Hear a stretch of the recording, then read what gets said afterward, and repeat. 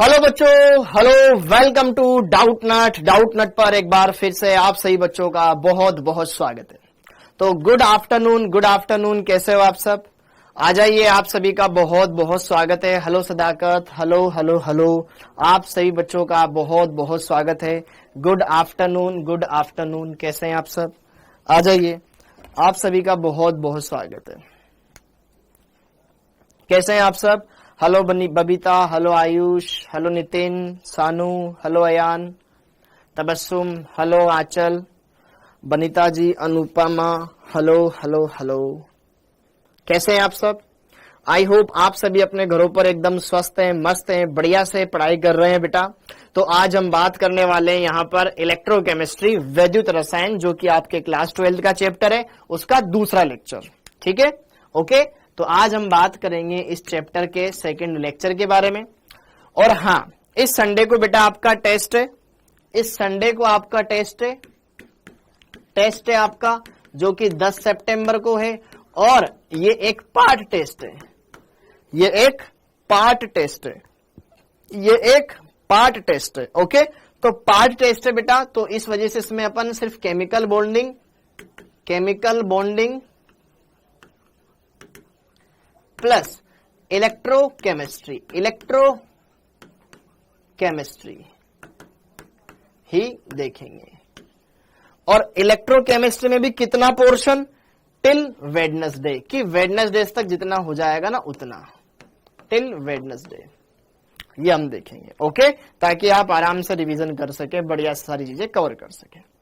नमस्ते जी, नमस्ते। आप सही बच्चों का एक बार फिर से बहुत बहुत स्वागत है बेटा। तो जैसा कि आपको पता है, इस संडे को आपका टेस्ट है, और वो टेस्ट कौन सा होने वाला है? आपका यहां पर होने वाला है पार्ट टेस्ट। ठीक है, मैंने पूछा पार्ट टेस्ट है, तो पार्ट टेस्ट है बेटा। तो पार्ट टेस्ट के हिसाब से यहां पर मैं आपको टॉपिक्स देने वाला हूं। एक है केमिकल बॉन्डिंग और दूसरा इलेक्ट्रोकेमिस्ट्री। इलेक्ट्रोकेमिस्ट्री में उतना आएगा जितना हम बुधवार तक पढ़ लेंगे। ठीक है, मतलब आज तो सोमवार, मंगलवार, बुधवार, 3 दिन तक हम जितना कर लेंगे वो आपके एग्जाम में आएगा। ठीक है, केमिकल बॉन्डिंग और इलेक्ट्रोकेमिस्ट्री, ये 2 चैप्टर आएंगे, इसके अलावा और कुछ नहीं आएगा। अरे कुछ नहीं आएगा वंदना बेटा, ठीक है, क्योंकि ये पार्ट टेस्ट है ना बेटा। मेरे दिमाग में था कि हाँ फुल टेस्ट है, ये वाला क्यूमुलेटिव टेस्ट है। ओके, कोई बात नहीं। टिल वेडनेसडे तो आपके पास पढ़ने का भी टाइम मिल जाएगा, गुरुवार, शुक्रवार, शनिवार। ओके, मैं एकदम बढ़िया हूं, एकदम मस्त हूं, एकदम फर्स्ट क्लास हूं। थैंक यू बेटा, thank you Sumit Kashyap. Okay, good afternoon. Aman Pandey ji, बेटा इसमें तो हम कुछ नहीं कर सकते बेटा, ये तो टेक डिपार्टमेंट की चीज है, इसमें अपन कुछ कर नहीं सकते ना बेटा। ओके, हाँ जी। तो चलिए अब फटाफट से अपन आज का लेक्चर स्टार्ट करते हैं बच्चों। तो आज के लेक्चर में हम क्या करेंगे? आज के लेक्चर में हमने ये 2 बातें तो कर ली थी। आज के लेक्चर को हम स्टार्ट करेंगे बेटा कहां से? इस चैप्टर के अंदर कुछ बेसिक बातें जो हम देख रहे थे, उन बातों को करते हुए आगे बढ़ते हैं। आज हम पढ़ेंगे मोलर चालकता, बहुत इंपॉर्टेंट है। अभी नीट 2023 में क्वेश्चन आया था, अभी करवाऊंगा। तुल्यांकी चालकता, इसको पढ़ेंगे। चालकता को कौन कौन से कारक प्रभावित करते हैं, और फिर कोल-राउश का नियम क्या होता है। इंपॉर्टेंट सारी बातें हैं, तो हर एक बात को ढंग से समझना है, बढ़िया से सारी बातों को क्लियर करना है। बेटा थर्सडे की छुट्टी नहीं है बेटा, नहीं है छुट्टी, नहीं है बेटा छुट्टी जन्माष्टमी की। ओके, तो ये सारे पॉइंट्स हमें डिस्कस करने हैं। कल टीचर्स डे है, बिल्कुल है। ओके, हाँ। तो सबसे पहले तो मैं एक बार आपको रिवीजन करवा देता हूं, कि प्रीवियस लेक्चर में मैंने आपको क्या पढ़ाया। इस चैप्टर का पहला लेक्चर अपना हो चुका है, उसमें हमने देखा बेसिक इंट्रोडक्शन की वैद्युत रसायन क्या होता है, जिसमें हम केमिकल चेंज और इलेक्ट्रिकल चेंज का अध्ययन करते हैं, कि कैसे विद्युत ऊर्जा को रासायनिक ऊर्जा में और कैसे रासायनिक ऊर्जा को विद्युत ऊर्जा में कन्वर्ट किया जाता है।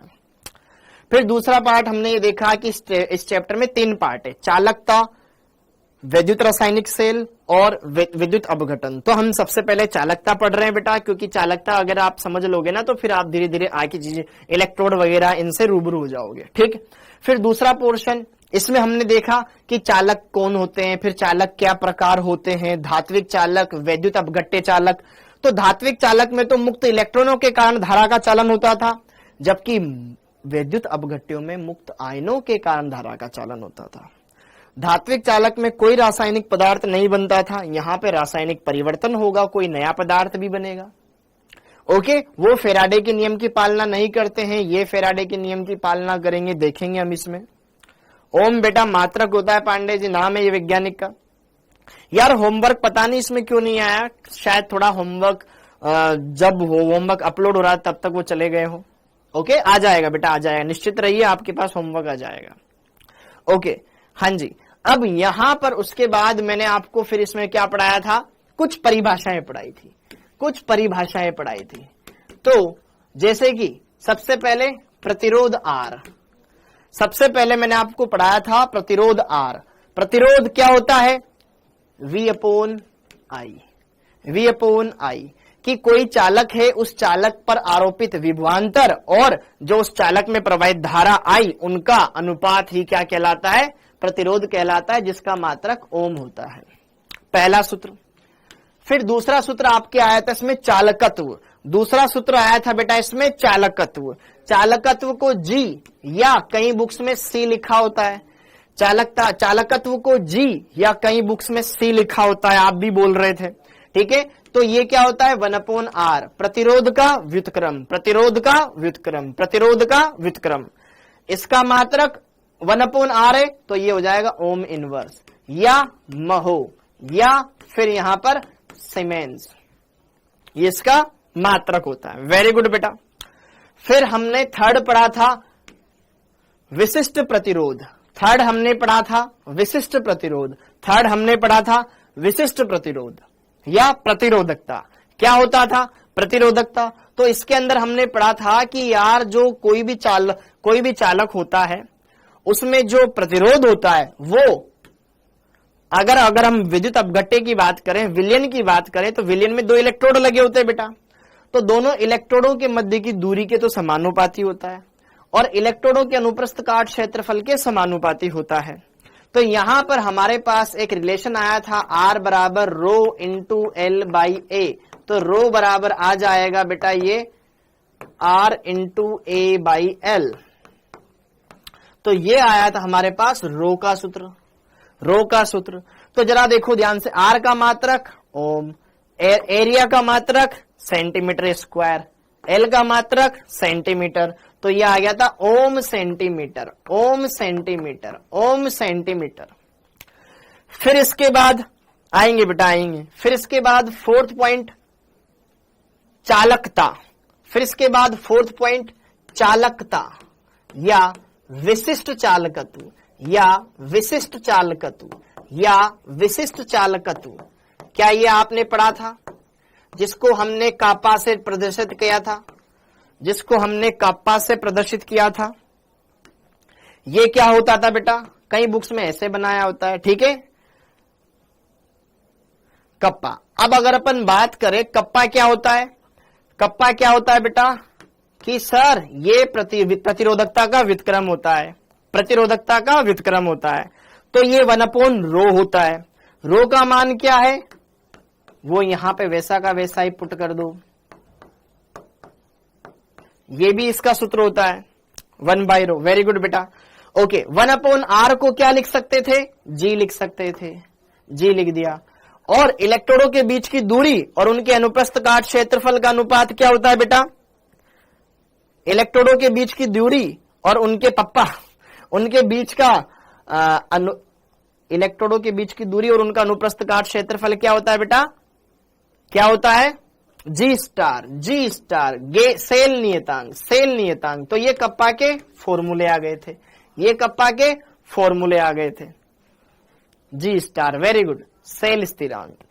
ओके, और इसका मात्रक की बात की जाए तो कप्पा रो का मात्रक ओम सेंटीमीटर, ये बटे में, तो इसका मात्रक आ जाता था आपके पास ओम इनवर्स सेंटीमीटर इनवर्स, या सेंटीमीटर इनवर्स को क्या लिख सकते हैं अपन, महो या फिर सीमेन। तो दूसरा मात्रक महो सेंटीमीटर इनवर्स या फिर सीमेन सेंटीमीटर इनवर्स। ओके, तो ये इतनी बातें हमने प्रीवियस लेक्चर में देखी थी। क्या आपको ये समझ में आई थी बेटा? हैप्पी बर्थडे बेटा, हैप्पी बर्थडे। ओके, क्या ये सारी बातें क्लियर हो गई बेटा? आगे बढ़ जाएं अब, है ना? सबको क्लियर हो गया था। अब आगे बढ़ते हैं, अब आगे बढ़ते हैं। ओके, कोई बात नहीं ना, मैं रिवाइज करवा रहा ना हरिओम पाटीदार। अब देख ध्यान से, जैसे कि बेटा देखो ध्यान से, इसी साल नीट 2023 में आपके क्वेश्चन आया था। इसी साल नीट 2023 में आपके क्वेश्चन आया था। इस चैप्टर से 3 क्वेश्चन आए थे इस साल, ठीक है? तो नीट 2023 में क्वेश्चन क्या आया था कि अरे कहां गया, 25 डिग्री सेल्सियस पर KCl एक विद्युत अपघट्य के सेंटीमोलर, सेंटी का मतलब होता है 1/100 मोलर, 1/100 मोलर। अच्छा, ये अभी अपन कर सकते हैं क्या? हाँ, कर सकते हैं। सेंटी का मतलब होता है बेटा 1/100 मोलर, डेसी का मतलब होता है 1/10। तो विलयन की चालकता, मात्रक देखो ओम इनवर्स सेंटीमीटर इनवर्स की चालकता दे रखी। चालकता मतलब कप्पा, पप्पा दे रखा है, पप्पा। ओके, और 25 डिग्री सेल्सियस पर विलयन का सेल प्रतिरोध, सेल प्रतिरोध मतलब आर का मान दे रखा है, सेल स्थिरांक जी स्टार ज्ञात करना है। तो बताओ जी, बताओ क्या होगा इसका आंसर? भैया अपन कोई फादर वादर नहीं बेटा केमिस्ट्री के। अंजलि, हाँ जी, हाँ कंजेश अगर तेरे पास पड़े हुए तो बेटा कोई जरूरत नहीं है, ठीक है? इस क्वेश्चन को जरा देखो ध्यान से, इस क्वेश्चन को जरा देखो ध्यान से। आपको क्या क्या दे रखा है बेटा? क्या आपको कप्पा दे रखा है? कप्पा दे रखा है 0.0210 ओम इनवर्स सेंटीमीटर इनवर्स। क्या कप्पा दे रखा है आपको? यस। क्या प्रतिरोध आर दे रखा है? 60 ओम। हाँ जी। क्या ज्ञात करना है? जी स्टार। क्या हम एक सूत्र जानते हैं? चूंकि हम जानते हैं कप्पा बराबर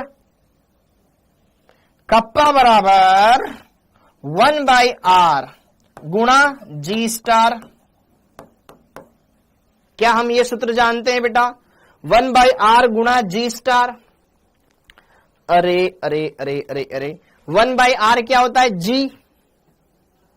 बस कप्पा का मान पता, आर का मान पता, जी स्टार ही तो ज्ञात करना है। तो कप्पा पप्पा कितना है? 0.0210 बोलो 1/r। आर का मान कितना दे रखा है? 60 गुणा में जी स्टार। सेल नियतांक की तो यही होता है ना। तो जरा देखो ध्यान से, इसको इस पर गुणा कर दे, क्या जी स्टार का मान आ जाएगा? क्या 0.021 इंटू 60 कर दो बेटा। दशमलव के बाद अगर पीछे 0 लिख रहा हो तो उनका कोई फर्क तो पड़ता ही नहीं। ओके, हाँ जी। अगर 10 से गुणा करेंगे तो 0.21 इंटू 6 हो जाएगा। ये 6 कम 6, 6 दूनी 12, दशमलव के बाद 2 अंक। ओके, 1.26। जी स्टार का मात्रक क्या होता है? अच्छा, जी स्टार भी तो मैंने पढ़ाया था ना। जी स्टार क्या होता है बेटा? जी स्टार क्या होता है? लंबाई और एरिया का अनुपात। तो इसका मात्रक क्या आ जाएगा? ऊपर सेंटीमीटर नीचे सेंटीमीटर स्क्वायर, तो सेंटीमीटर इनवर्स आ जाएगा। पढ़ाए थे सेंटीमीटर इनवर्स। मात्रक क्या आ जाएगा? Centimetre inverse. Very good, centimetre inverse. ये तुम्हारे नीट 2023 में आया था। ये तुम्हारे नीट 2023 में क्वेश्चन आया था। बताओ क्या ये चैप्टर टफ है? क्या ये चैप्टर टफ है? ये चैप्टर सेंटीमोलर का मतलब होता है बेटा, सेंटी का मतलब होता है 1/100। सेंटी का मतलब होता है 1/100। ठीक है, 1/100। बहुत ही सिंपल है। ओके, अगला क्वेश्चन जरा देखो ध्यान से। मोलर चालकता। अभी मोलर चालकता आपने पढ़ा नहीं है। ठीक है, मोलर चालकता, तुल्यांक की चालकता पढ़ा नहीं है, अभी इनको पढ़ेंगे। हाँ जी। तो बेटा ये चैप्टर बहुत ही सिंपल है, बहुत ही आसान है, और आपके पेपर में आए हुए हैं, तो आपको इनको इज्जत देनी चाहिए, लेकिन आसान, इतनी इज्जत भी नहीं देनी है। तो अब हेडिंग डाल लो बेटा। हेडिंग डाल लीजिए। उससे पहले मैं थोड़ी देर आपके कमेंट्स को हाइड करूंगा, थोड़ा सा अपन पढ़ लेते हैं, फिर आपके क्वेश्चन करवाऊंगा तो फिर वापस दिखा दूंगा। ओके, तो जरा देखो ध्यान से, लास्ट टाइम पर जो मैंने छोड़ा था वहीं से मैं आपको स्टार्ट करवाता हूं। हम क्या पढ़ रहे थे? हमने पढ़ लिया था चालकता, चालकता या विशिष्ट चालकता, या विशिष्ट चालकत्व इसको बोला जाता है। कप्पा, ये हम पढ़ रहे थे बेटा। तो हमने परिभाषा वरिभाषा इसकी लिख ली थी, एक बार बस मैं लिख देता हूं। तो हमारे पास एक फॉर्मूला आया था, याद है आपको? कप्पा बराबर G गुणा L बाई A, ये फॉर्मूला हमारे पास आया था, ये फॉर्मूला हमारे पास आया था। अब यहीं से मैं आगे बढ़ाता हूं, है ना। थोड़ी सी कुछ चीजें मेरे को बतानी, ताकि आप आगे आने वाले टॉपिक में थोड़ा सा सही तरीके से इंटरेक्शन कर सको चीजों के साथ। जरा देखो ध्यान से, अगर किसी बच्चे को नहीं पता है, एक बात लिख लो साइड में, आयतन V ज्ञात करना। अगर बेटा आयतन का आपको सूत्र ज्ञात करना है, किसी भी चीज का, किसी भी विलयन का आयतन ज्ञात करना है, तो A क्या होता है? एरिया, क्षेत्रफल। L क्या होती है? लंबाई। तो क्षेत्रफल को जब लंबाई से गुणा किया जाता है ना, तो आप आयतन ज्ञात कर सकते हो। अगर अनुप्रस्थ काट को लंबाई से गुणा कर दिया जाए तो आप किसी भी चीज का आयतन ज्ञात कर सकते हो। अगर आपको इस पेन का अनुप्रस्थ काट क्षेत्रफल पता है, ये नीचे वाला एरिया एकदम गोल मटोल, जैसे कि ये मार्कर है, इस मार्कर का ये जो नीचे वाला एरिया है ना, ये है अनुप्रस्थ काट क्षेत्रफल, ये उसकी लंबाई। अगर अनुप्रस्थ काट को लंबाई से गुणा कर दिया जाए तो आप इसका आयतन ज्ञात कर सकते हो कि कितना ये फैला हुआ है, कितना गोल है और कितना फैला हुआ है, तो आयतन आ जाएगा इसका। तो जरा देखो, आयतन ज्ञात करने का सूत्र होता है बेटा अनुप्रस्थ काट क्षेत्रफल A गुणा लंबाई गुणा लंबाई गुणा लंबाई। ये ध्यान रखें, ये ध्यान रखें, ये ध्यान रखें। तो जरा देखो ध्यान से, अगर बेटा जी यहां पे जरा देखो ध्यान से, यदि यहां पर ये हमें पता है, नहीं पता है तो लिख लो, अब याद हो जाना चाहिए आपको। यदि ए क्या था? अनुप्रस्थ काट क्षेत्रफल, किनका? इलेक्ट्रोडों का। यदि ए बराबर 1 सेंटीमीटर स्क्वायर एवं लंबाई, दोनों इलेक्ट्रॉनों के बीच की दूरी 1 सेंटीमीटर हो,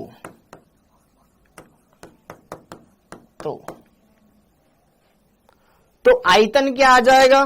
तो विलयन का आयतन। तो विलयन का आयतन कितना आ गया बेटा? A गुणा L। 1 सेंटीमीटर स्क्वायर को आपने 1 सेंटीमीटर से गुणा कर दिया तो 1 सेंटीमीटर क्यूब आ गया, मतलब 1 सेंटीमीटर क्यूब विलयन का आयतन आ गया। अच्छा, अब जरा देखो ध्यान से, अगर मैं L बराबर 1 रख दूं, A बराबर 1 रख दूं, 1 से 1 छम छम, मतलब जो चालकत्व है वही तुल्यांकी चालकता है, जो चालकत्व बचा, जो G है वही क्या कप्पा कहलाएगा। अगर ये 1 हो, ये 1 हो, तो जो G का मान होगा वही कप्पा का मान होगा, हाँ या ना। तो हम ये बोल सकते हैं ना कि यार 1 सेंटीमीटर क्यूब विलियन, ये 1 रखा तो विलियन का आयतन 1 आया। 1 सेंटीमीटर क्यूब, अच्छा सेंटीमीटर क्यूब बोलो या ml बोलो, बात तो एक ही है ना। 1 सेंटीमीटर क्यूब बोलो या 1 ml बोलो, बात तो एक ही, क्योंकि दोनों तो बराबर ही होता है, पढ़ाया था हमने शुरुआत में। ओके, तो 1 सेंटीमीटर क्यूब आयतन वाले विलयन की जो चालकत्व होता है वही उसकी विशिष्ट, वही उसकी चालकता कहलाती है। तो यहां से अपन ये चीज समझ पा रहे हैं। तो यहां पे आप ये लिख लें, 1 सेंटीमीटर क्यूब, 1 सेंटीमीटर क्यूब आयतन वाले विलयन का चालकत्व ही विशिष्ट चालकत्व या चालकता कहलाती है।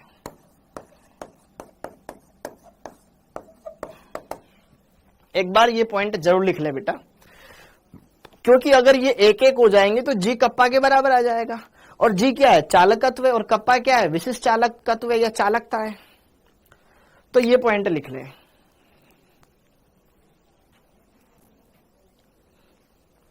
तो हमें यह पता चल गया कि अगर 1 सेंटीमीटर क्यूब विलयन का आयतन है तो उसकी चालकता क्या होगी, कप्पा। उसकी चालकता क्या होगी, कप्पा। 1 सेंटीमीटर क्यूब विलयन की चालकता क्या कहलाती है, कप्पा कहलाती है। यस और नो, क्या कहलाती है, कप्पा कहलाती है। बोलो ना यार, यस यस। तो अब आगे बढ़ते हैं और आगे की कुछ खास बातों को समझते हैं।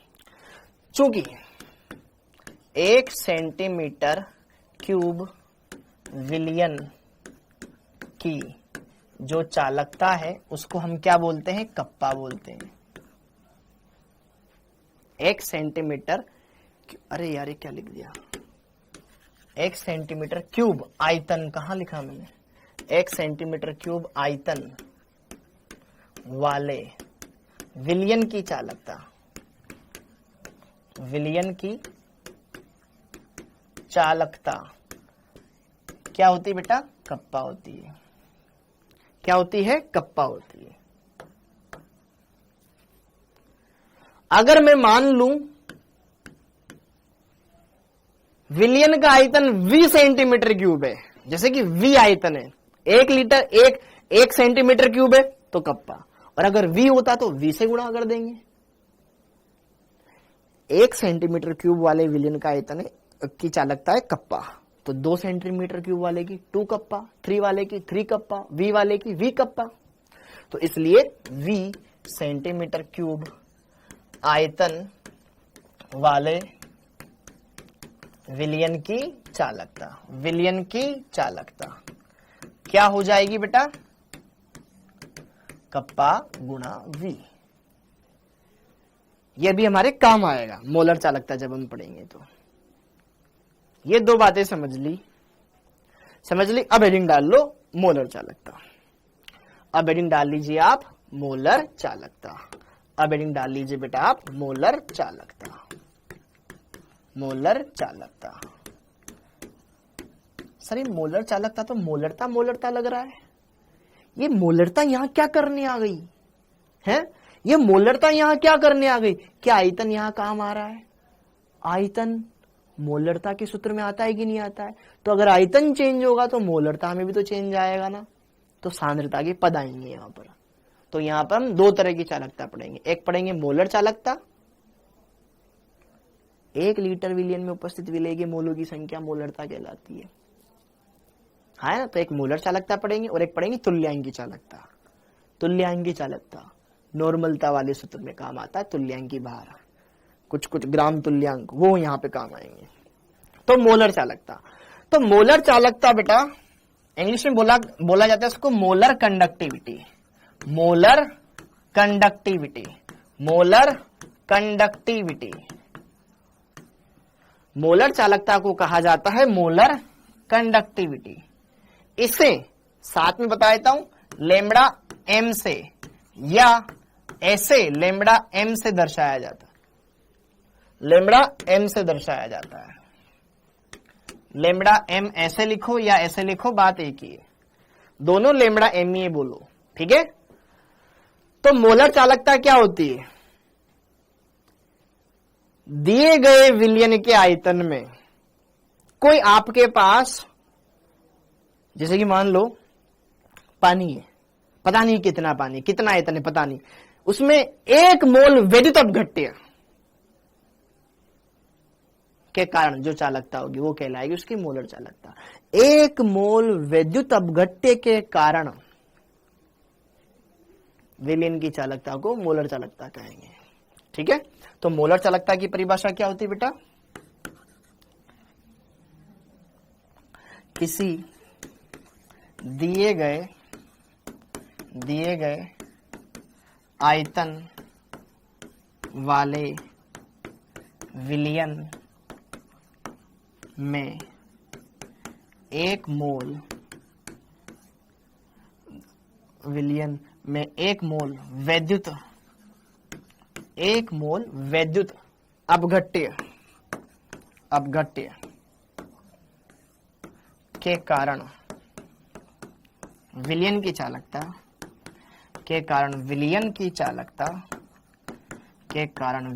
चालकता मोलर चालकता कहलाती है। मोलर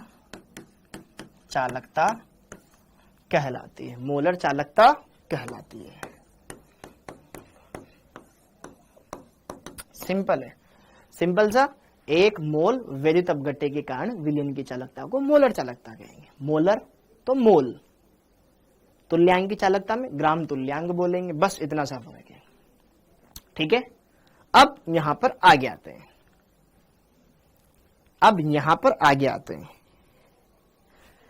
तो इतनी बात हमने समझ ली मोलर चालकता, और मोलर चालकता को बेटा लेमड़ा एम या लेमड़ा एम इससे दर्शाते हैं, दोनों एक ही चीज होती है।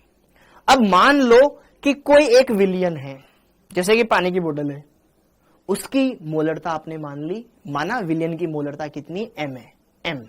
ठीक, माना, देखो यहां पे एक सूत्र डेराइव करवाऊंगा मैं डायरेक्ट आपको। माना किसी विलयन की मोलरता एम है, एम।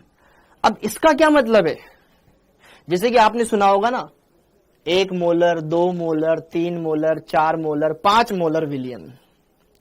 1 मोलर का मतलब 1 लीटर में विलय के 1 मोल उपस्थित है।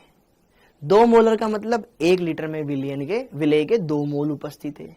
3 मोलर का मतलब 1 लीटर में 3 मोल उपस्थित है। m मोलर का मतलब 1 लीटर में m मोल उपस्थित है। क्या समझ में आई मेरी बात? क्या मेरी बात समझ में आई? अर्थात m मोल उपस्थित है 1 लीटर विलयन में, हाँ या ना? अर्थात इसका मतलब ये हुआ रसगुल्लों कि यार m मोल वैद्युत अपघट्य है, ये तो m मोल वैद्युत अपघट्य किसमें है? 1 लीटर विलयन आयतन में।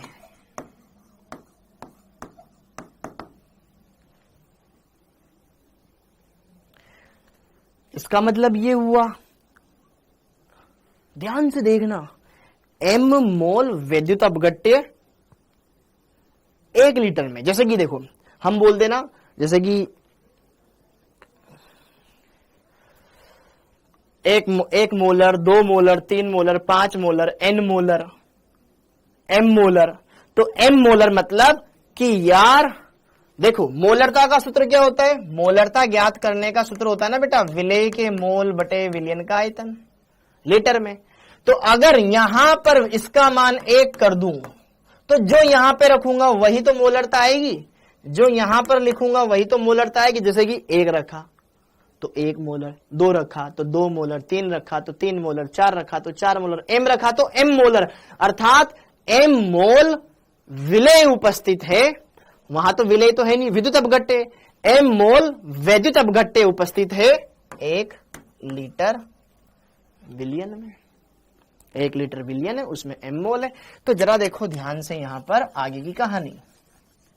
एक बहुत ही सिंपल सा रिजल्ट है, वैसे तो डायरेक्ट लिखवा सकता था मैं, लेकिन मैं चाहता हूं थोड़ा सा आपको समझाऊं कि क्या मतलब है। तो माना किसी विलयन की मोलरता कितनी? m है।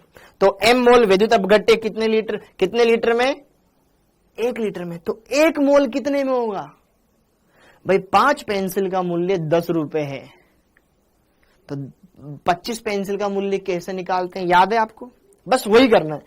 m मोल 1 लीटर में, तो 1 मोल 1/m। m मोल वैद्युत अपघट्य इतने में है, तो इसलिए 1 मोल वैद्युत अपघट्य उपस्थित होंगे कितने में? 1/m litre. 1/m भाग लगा देंगे ना, जैसे कि 5 पेंसिल का मूल्य, सपोज करो 5 पेंसिल का मूल्य 1 रुपए है, तो एक पेंसिल का कितना हो जाएगा 1/5, भाग लगा देंगे। बस वही गणित यहां लगाइए कि यार m मोल 1 लीटर में, तो 1 मोल 1/m में चला गया और कुछ नहीं किया। यहां पर 1/m लीटर आयतन विलियन आयतन में आ जाएगा।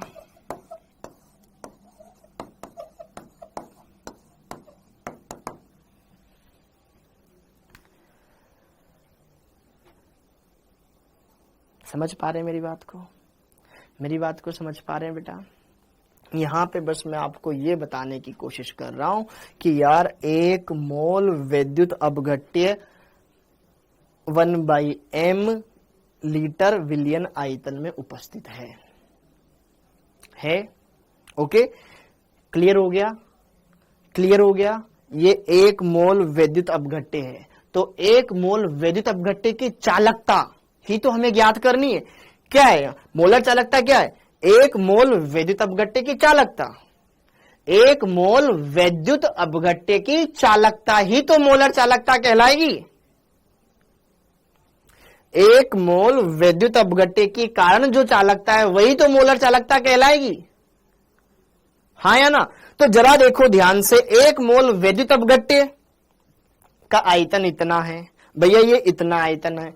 तो यहां पे जरा देखो ध्यान से, कहां गया? यहां पे जरा देखो ध्यान से। अब हम क्या ज्ञात कर लेंगे? ये हमने यहां पे ऑलरेडी लिखा हुआ है, यही काम आएगा अपने। जरा देखो ध्यान से। अतः 1 मोल विद्युत अपघट्य के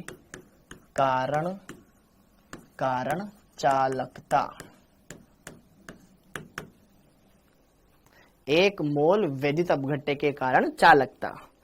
तो जरा देखो ध्यान से, अगर आयतन 20 सेंटीमीटर क्यूब होता तो यहां कप्पा को किससे गुणा कर दिया था? सिर्फ v से गुणा कर दिया था। लेकिन हमारा आयतन कितना है? यहां पे आयतन कितना आ गया? 1/m। तो यहां पर हमारे पास सिंपल सा फॉर्मूला आ गया, कप्पा गुणा 1/m। तो ये के कारण चालकता है। 1 मोल विद्युत अपघट्य के कारण चालकता, इसी को क्या बोलते हैं? मोलर चालकता बोलते हैं। इसी को क्या बोलते हैं? मोलर चालकता बोलते हैं। इसी को क्या बोलते हैं? मोलर चालकता बोलते हैं। अब जरा देखो ध्यान से, यहां पर जो ये आयतन आपने रखा है बेटा, किस में रखा है? लीटर में रखा है। किस में लिखा है? लीटर में लिखा है। लेकिन अब तक हमने जितने भी, चाहे वो अनुप्रस्थ काट क्षेत्रफल हो, चाहे लंबाई हो, वो किस में लिया है? सेंटीमीटर में। किस में लिया है? सेंटीमीटर में। किस में लिया है? सेंटीमीटर में। एक सिंपल सा फॉर्मूला है जो हमें देखना है, दैट्स इट। तो यहां पर ये जो आयतन है ये किस में? लीटर में। तो हम ये जानते हैं ना बच्चों कि यार 1 लीटर 1000 सेंटीमीटर क्यूब के बराबर होता है। तो ये लीटर, इसको 1000 से गुणा कर देंगे तो हमारे पास मोलर चालकता आ जाएगी। हमारे पास मोलर चालकता आ जाएगी। तो मोलर चालकता, तो सिंपल मोलर चालकता, तो सिंपल मोलर चालकता। दोबारा से मैं रिपीट करा दूंगा, मोलर चालकता लैम्ब्डा m। ये क्या आ गया? कप्पा बटे में मोलरता, और यहां पर ऊपर किससे गुणा कर देंगे? क्योंकि 1 लीटर को उसमें कन्वर्ट करना पड़ेगा। ये लीटर में दे रखा है आयतन, तो 1000 से गुणा करना पड़ेगा। ये हमारे पास फॉर्मूला आएगा, मोलर चालकता का फॉर्मूला। ये ऐसे आता है। डायरेक्ट भी लिखवा सकता था कि कप्पा गुणा 1000/m, ये सूत्र होता है। लेकिन ये आया कैसे, वो आपको मैं समझाने की कोशिश कर रहा हूं। तो जरा देखो ध्यान से यहां पर कि 1 मोल विद्युत अपघट्य के कारण जो चालकता होती है उसको मोलर चालकता कहा जाता है। ठीक है, लेकिन अब हमें इसके फॉर्मूले को समझना है। तो उसके लिए मैं आपको कुछ छोटे छोटे टिप्स बताया पहले कि यार मान लो आप कोई विलियन है जिसकी मोलरता m है। अब अगर इसकी मोलरता m है तो उसका मतलब ये है कि 1 लीटर विलियन में विलेय के m मोल है। हमारे विलेय कौन है यहाँ पे? विद्युत अपघट्य। ठीक है, तो अर्थात m मोल विद्युत अपघट्य 1 लीटर आयतन में है। m मोल वैद्युत अपघट्य 1 लीटर आयतन में है। यस और नो? ओके, 1 लीटर आयतन में है। तो यहां पर 1 मोल वैद्युत अपघट्य कितने लीटर आयतन में होगा? 1/m लीटर वैद्युत अपघट्य वाले इतने 1/m लीटर, ये विलियन का आयतन आ गया। यस और नो? ये विलियन का आयतन आ गया हमारे पास भैया, इसका आयतन इतना है। डन डना डन डन, ये डन हो गया। अब चाहो तो यहां पर इसको आप सेंटीमीटर क्यूब में कन्वर्ट कर सकते थे कि यार 1 लीटर मतलब 1000 सेंटीमीटर क्यूब, तो जितना भी आता उसको 1000 सेंटीमीटर क्यूब से यही गुणा करके लिख सकते थे।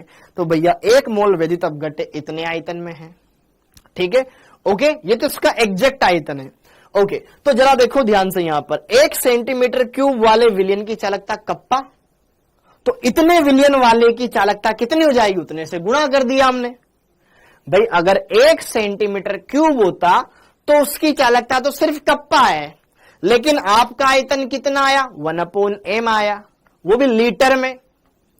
तो उस विलियन की चालकता कितनी हो जाएगी? तो यहां पर कप्पा को इस आयतन से गुणा कर दिया, क्योंकि 1 सेंटीमीटर क्यूब होता तो सिंपल 1 से गुणा करते, लेकिन हमारा आयतन कितना आया बेटा? 1/m लीटर में आया, तो उसको फिर हमने सेंटीमीटर में कन्वर्ट कर दिया, तो यहां पर ये वाला मान रख दिया।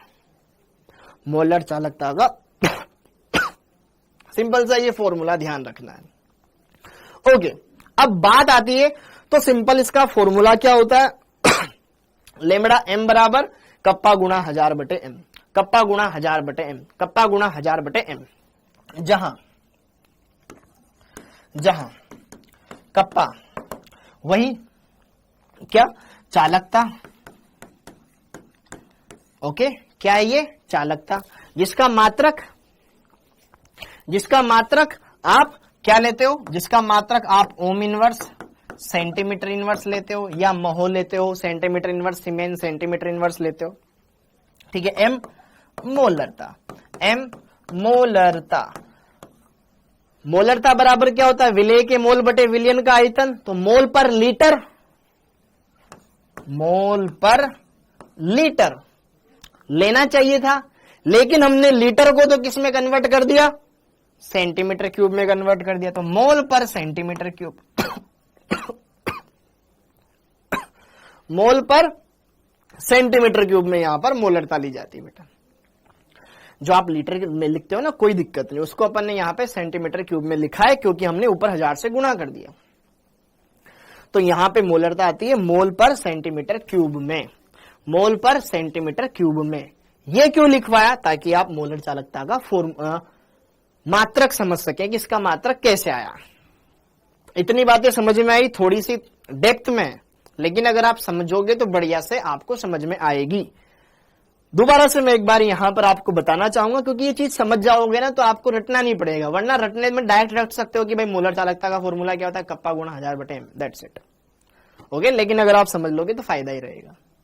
ओके, हाँ जी, तो ये हो गया बेटा सेंटीमीटर क्यूब, क्योंकि हमने लीटर को सेंटीमीटर क्यूब में कन्वर्ट किया था, फिर ऊपर 1000 आ गया था, तो ये मोलरता आ गई।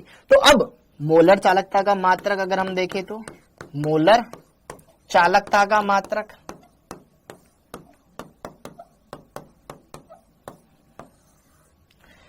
इसका मात्रक देखें तो यार यहां पर हमने देखा कि लेमडा m बराबर क्या आता है? कप्पा गुणा 1000 में m आता है। कप्पा का मात्रक ओम इनवर्स सेंटीमीटर इनवर्स। हाँ जी, मोलरता का मात्रक 1000 तो कोई मात्रक है ही नहीं, मोलरता का मात्रक मोल पर सेंटीमीटर क्यूब, या ऊपर जाएगा तो घात माइनस में चली जाएगी, मोल सेंटीमीटर क्यूब इनवर्स में आ जाएगा ये। ठीक है, क्यूब की पावर -3 हो जाएगा। तो अब जरा देखो, जो सेम है वो काट दो और ना इनको साथ में इंक्लूड कर दो।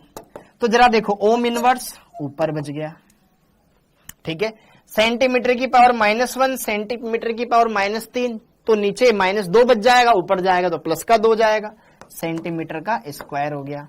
मोल ऊपर जाते हैं इनवर्स हो जाएगा, मोल ऊपर जाते हैं इनवर्स हो जाएगा, मोल ऊपर जाते हैं इनवर्स हो जाएगा। तो ओम inverse, centimetre square, mole inverse, ये इसका मात्रक है। इसके और भी मात्रक हैं जो भी हम यहाँ पे लिख लेते हैं। आया कैसे, ये आपके सामने है। आया कैसे, ये आपके सामने है। हाँ या ना? तो 1 सेंटीमीटर इनवर्स कट जाएगा बेटा 1 से, तो -2 बचेगा, वो ऊपर जाते प्लस का 2 हो जाएगा। तो यहां पे जरा देखो ध्यान से, लेमड़ा एम या लेमड़ा एम के मात्रक, एक मात्रक हमारे पास आ चुका है ओम inverse, centimetre square, mole inverse. Centimetre inverse की जगह महो लिखा जा सकता है, या महो सेंटीमीटर स्क्वायर मोल इनवर्स, ये आ गया दूसरा। और एक तीसरा सीमेन सेंटीमीटर स्क्वायर मोल इनवर्स, ये तीसरा। तो ये 3 मात्रक आ गए हमारे पास, लेमड़ा एम ऐसे लिखो या इसके मोलर चालकता के, मोलर चालकता के, मोलर चालकता के हमारे पास 3 मात्रक आ गए बेटा। सिंपल है, कोई ज्यादा इतना हार्ड नहीं है, फॉर्मूला भी सिंपल है, बस थोड़ा सा आपको वहां पे समझने की बात है, बस और कुछ नहीं है। ओके, अब इसके बाद अगला आता है आपके पास तुल्यांकी चालकता, तुल्यांकी चालकता, तुल्यांकी चालकता, इक्विवेलेंट कंडक्टेंस, इक्विवेलेंट कंडक्टेंस। इसको EQ, बस ये और लगा दो, ठीक है।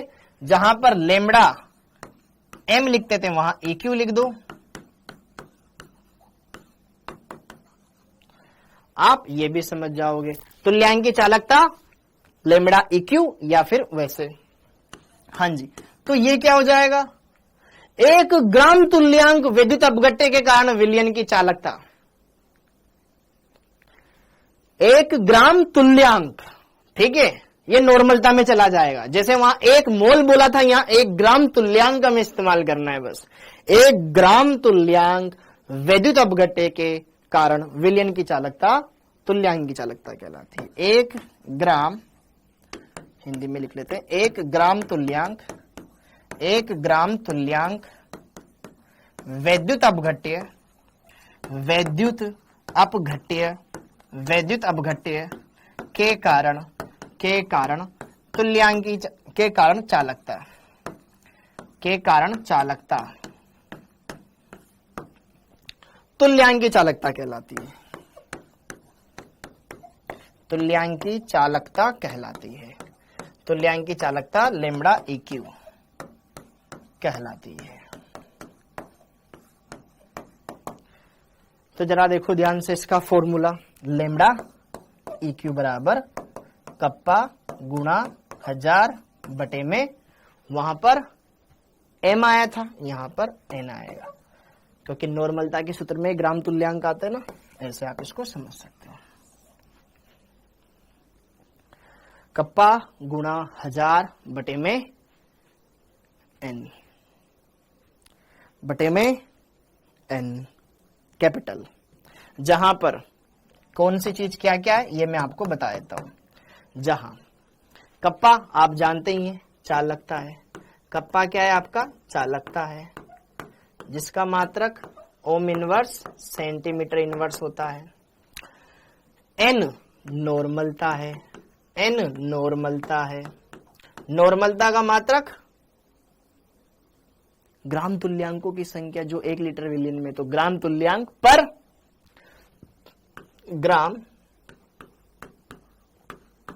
तुल्यांक पर लीटर आता था, लेकिन 1000 से गुणा यहां पे भी किए तो यहां पर सिंपल सेंटीमीटर क्यूब आ जाएगा, क्योंकि ऊपर भी सेंटीमीटर क्यूब है ना, सेंटीमीटर है तो नीचे भी सेंटीमीटर में हमें रखना पड़ेगा, सेम इकाइयों में रखना पड़ेगा ना।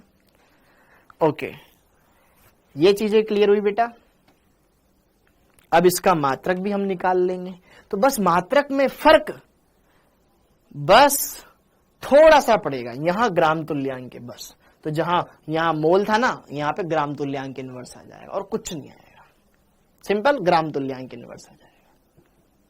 ठीक है, तो इसका मात्रक देख लो, सेम मात्रक आएगा बस पीछे ग्राम तुल्यांक इनवर्स आ जाएगा, सेम मात्रक आएगा, जस्ट पीछे ग्राम तुल्यांक इनवर्स आ जाएगा। ओके, तो यहां पर हाँ जी, तुल्यांकी चालकता के मात्रक, फिर क्वेश्चन करेंगे, तुल्यांकी चालकता के मात्रक, तुल्यांकी चालकता के मात्रक, हाँ जी, क्या हो जाएगा, ohm inverse centimetre square, mole inverse की जगह gram equivalent inverse, gram equivalent inverse, अच्छा gram equivalent inverse, gram equivalent inverse, या हिंदी में लिख देता हूं, या हिंदी में लिख देता हूं, ओम इनवर्स सेंटीमीटर स्क्वायर ग्राम तुल्यांक इनवर्स इसकी पावर -1, ठीक है, या महो सेंटीमीटर स्क्वायर ग्राम तुल्यांक की पावर -1, या महो की जगह सीमेन भी लिखा जा सकता है, सेंटीमीटर स्क्वायर ग्राम तुल्यांक इनवर्स। ये यहां पर इसके 3 फॉर्मूले हैं, जो मतलब 3 मात्रक है, कोई भी आप इस्तेमाल कर सकते हो, कोई भी आप इस्तेमाल कर सकते हो, बस ध्यान रखें कि ये सेंटीमीटर का ध्यान रखना है, ठीक है। आपको आयतन लीटर में दे रखा हो, आपने सेंटीमीटर में बदला ही नहीं है, तो फिर दिक्कत आ जाएगी। ओके, तो दोनों के फॉर्मूले बहुत सिमिलर है, सिमिलर, यहां पे बटे में कैपिटल एम है, मोलरता है, यहां पे बटे में कैपिटल एन है, नॉर्मलता है, बाकी कोई चेंज नहीं है फॉर्मूले में, ठीक है। तो मोलर चालकता बोले तो 1 मोल विद्युत अपघट्य के कारण चालकता, मोलर चालकता, तो बटे में कैपिटल एम आ गया।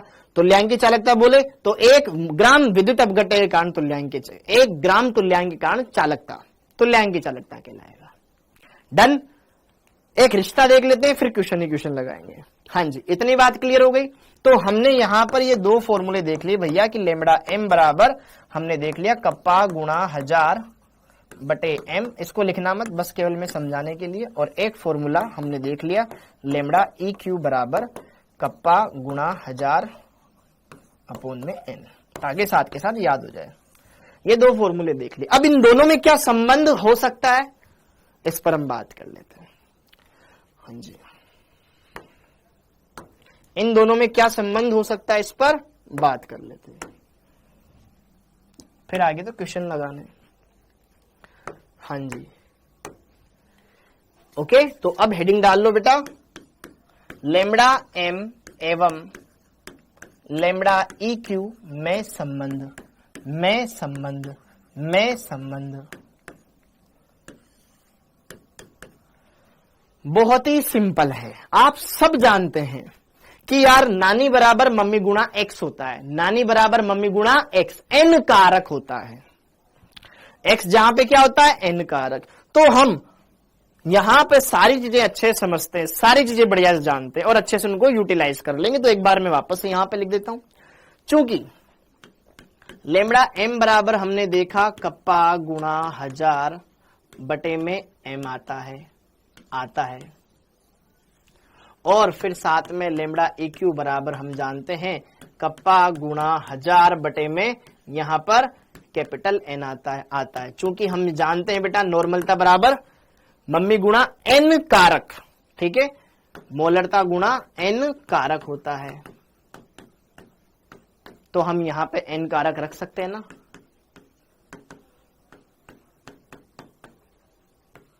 बटे मोलरता गुणा एन कारक रख सकते हैं। तो जरा देखो ध्यान से, अगर मैं इसको समीकरण नंबर 1 दे दूं, इसको समीकरण नंबर 2 दे दूं, तो जरा देखो ध्यान से, यहां कप्पा कप्पा, 1000 एम एम, तो यहां पर ये ऊपर का तो पूरा मान लेमड़ा एम ही बन गया। अगर मैं समीकरण 1 और 2 को गौर करके देखूं बेटा, तो यहां पे जरा आप देख सकते हैं कि यार यह मान तो लेमड़ा एम ही बन गया, बस लेमड़ा एम बटे एन कारक। तो समीकरण 1 और 2 से, 1 एवं 2 से, 1 एवं 2 से बिना कोई टाइम वेस्ट करें तुरंत लिख लेते हैं लेमड़ा ई क्यू बराबर लेमड़ा एम बटे एन कारक, एन कारक, एन कारक किसका, वैद्युत अपघट्य का, एन कारक किसका, वैद्युत अपघट्य का।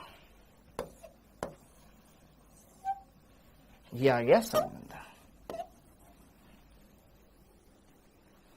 EQ बराबर लेमड़ा m बटे n कारक, लेमड़ा m बटे n कारक। ये लिख लो, अब क्वेश्चन लगाते हैं।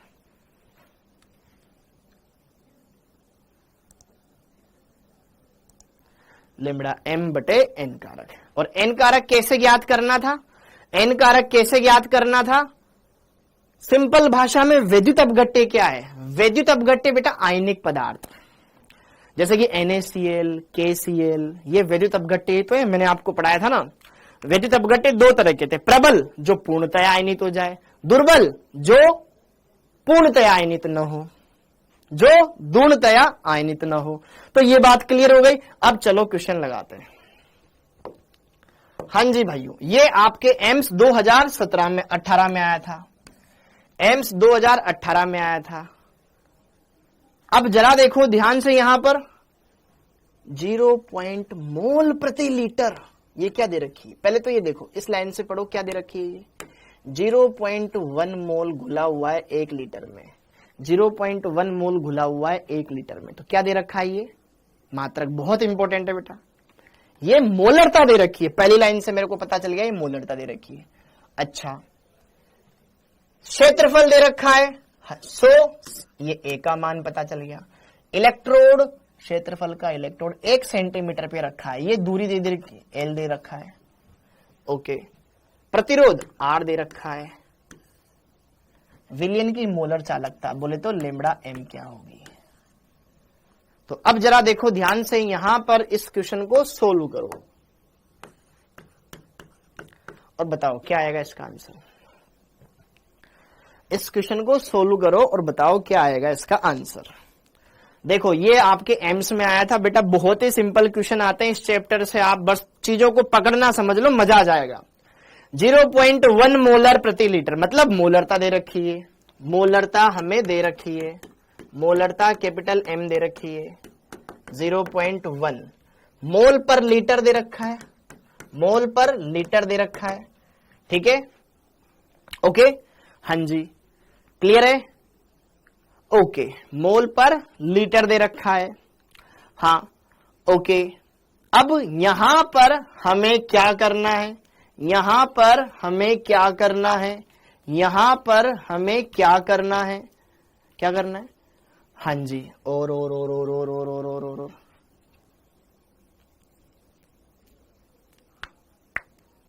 हाँ जी, ए का मान दे रखा है आपको 100 सेंटीमीटर स्क्वायर, एल का मान दे रखा है आपको 1 सेंटीमीटर, आर का मान दे रखा है आपको 5 गुणा 10 की घात 3, ठीक है, 10 की घात 3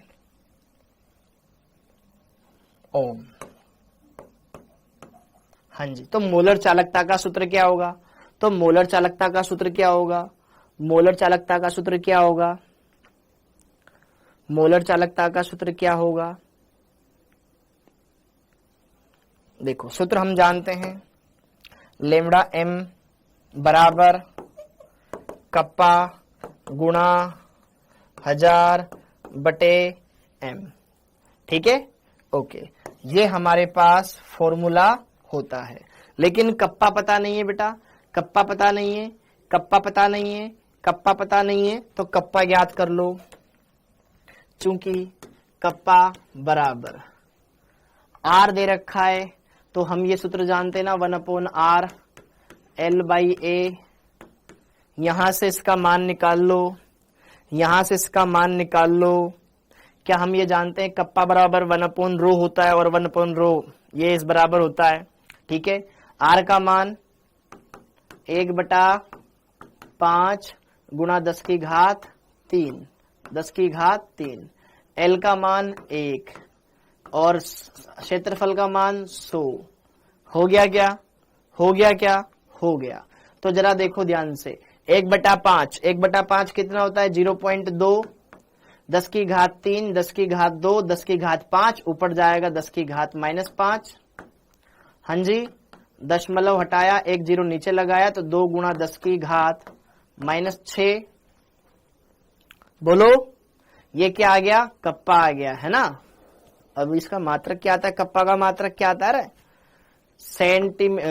सीमेन सेंटीमीटर इनवर्स। ठीक है, क्योंकि सब में एस एस एस लगा रखा है ना, ओम इनवर्स सेंटीमीटर इनवर्स लगाते हैं अपन, तो ये हो गया कप्पा। ओके, हाँ जी, ये हो गया आपका कप्पा, ये हो गया आपका कप्पा। तो अब जरा देखो ध्यान से, अब जरा देखो ध्यान से। अच्छा, दूसरी बात, आपको इस मोलरता को बार बार सेंटीमीटर में बदलने की जरूरत नहीं है। इस मोलरता को आपको सेंटीमीटर में बदलने की जरूरत नहीं है, क्योंकि हम ऑलरेडी बदल चुके थे सूत्र में, क्योंकि हम ऑलरेडी सूत्र में बदल चुके थे, तो यहां पे बार बार बदलने की जरूरत नहीं है। ठीक है, ओके, इस बात का ध्यान रखें। तो लेमड़ा एम बराबर 2 गुणा 10 की घात -6, ये आ गया बेटा। ठीक है, ओके, कप्पा का मान 1000, सही कर रहे हैं ना,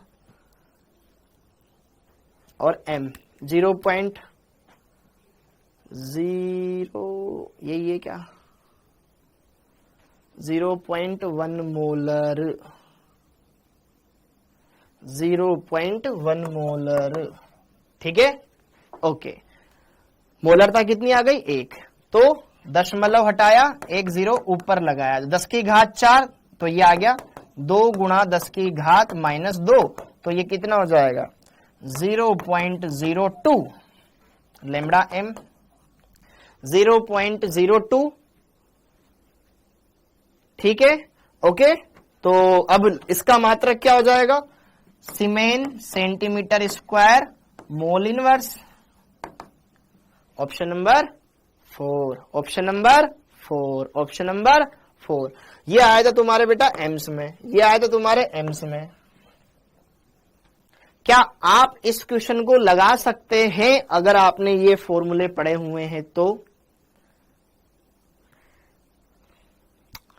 ठीक है, क्या आप ये फॉर्मूले लगा सकते हैं बेटा? आपको ये सारी चीजें ऑलरेडी पता है तो? ओके, अरे जरा देखो ध्यान से बेटा, सेंटीमीटर और एमएल दोनों बराबर ही होता है, सेंटीमीटर और एमएल दोनों बराबर ही होता है। ठीक है, सेंटीमीटर और एमएल दोनों बराबर ही होता है। हम ऑलरेडी इस फॉर्मूले में जब मान रखते हैं ना, कहा गया, ये देख, एम मोलर विद्युत अपघट्य की 1 लीटर लिखा, फिर यहां भी लीटर था, फिर यहां पर भी ये लीटर में था, फिर उसको यहां पे हमने सेंटीमीटर में कन्वर्ट किया था, तो लीटर को अपन ऑलरेडी सेंटीमीटर में कन्वर्ट कर लेते थे। अब जरा देखो ध्यान से यहां पर आगे, ये वाला क्वेश्चन हो गया, नीट 2016 में आया हुआ प्रश्न, नीट 2016 में आया हुआ प्रश्न, ये क्वेश्चन अब आप ट्राई करो। क्या दे रखा है, 5.76 गुणा 10 की घात -3 सीमेन सेंटीमीटर इनवर्स। क्या कप्पा दे रखा है? दे रखा है। AgNO3 बेटा ये आपका वैद्युत अपघट्य है, मोल पर डेसीमीटर क्यूब, डेसीमीटर क्यूब। क्या बेटा आपको यह पता है कि 1 लीटर और 1 डेसीमीटर क्यूब बराबर ही होता है? 1 लीटर और 1 डेसीमीटर क्यूब बराबर ही होता है।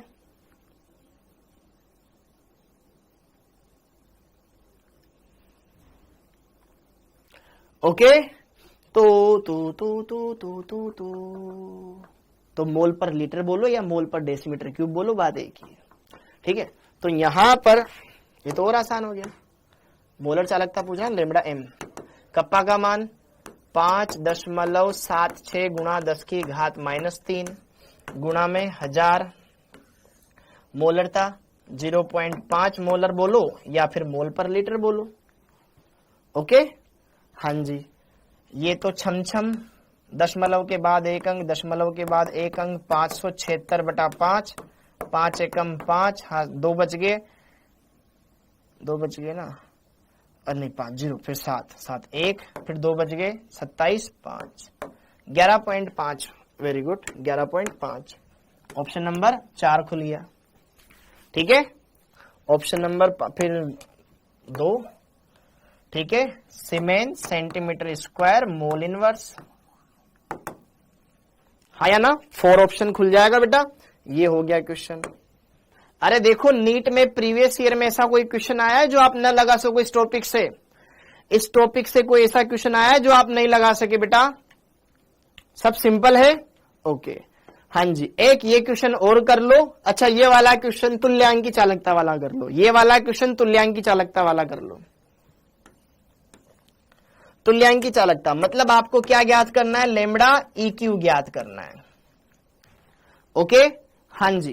तो एक नॉर्मल, अब आपको नॉर्मलता दे रखी है ना, नॉर्मलता ही चाहिए इस फॉर्मूले में। तो जरा देखो ध्यान से, नॉर्मलता हमें दे रखी है एक नॉर्मल, बहुत ही बढ़िया। R का मान दे रखा है 50 ओम, ठीक है। A का मान दे रखा है 4.2 सेंटीमीटर स्क्वायर, ठीक है। लंबाई दे रखी है यहां पर 2.1 सेंटीमीटर। तो लेमड़ा EQ ज्ञात करना है। तो यार कुछ समझ में नहीं आ रहा बेटा, फॉर्मूला लगाना है यार।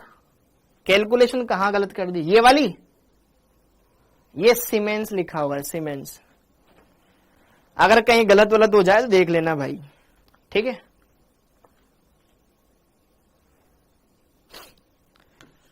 हाँ जी, चूंकि कप्पा यहां पर हम जानते हैं ना लेमड़ा EQ बराबर जानते हैं बेटा कप्पा गुणा 1000 बटे में कैपिटल N।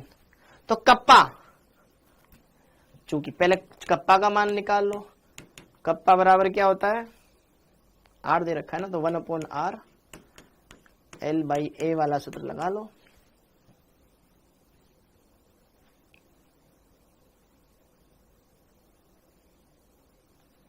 ठीक है, ठीक है। अरे इसी का बेटा फॉर्मूला ही तो लगाना है, कैलकुलेशन तो कॉपी में करोगे ना बेटा। R का मान 50, अगर कोई दिक्कत कैलकुलेशन हो जाए गड़बड़ तो देख लेना भाई, ठीक है। वैसे तो मैं कोशिश कर रहा हूं सही करूं। ये 2.1 बटे में 4/2, सॉरी 4.2, ये हम 2 बार, तो ये हो गया 1/100। कप्पा का मान आ गया 1/100। तो यहां पर निकाल लेंगे ना 1/100 का मतलब नीचे रख दूं मैं इसको, कप्पा का मान, ये ऊपर 1000 बटे में 1, वेरी गुड, 10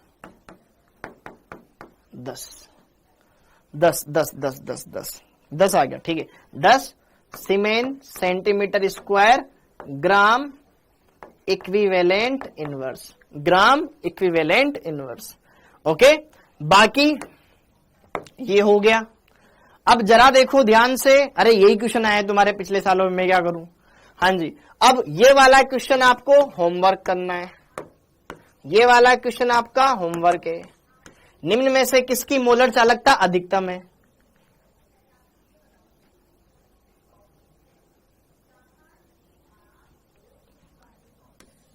किसकी मोलर चालकता अधिकतम है, दो अलग अलग दे रखे हैं, इसकी ज्यादा किसकी ज्यादा, चेक कर लेना दोनों में, ठीक है। जो क्वेश्चन में एलिमेंट दिए उनका क्या करना है बेटा, कुछ नहीं करना है। ओके,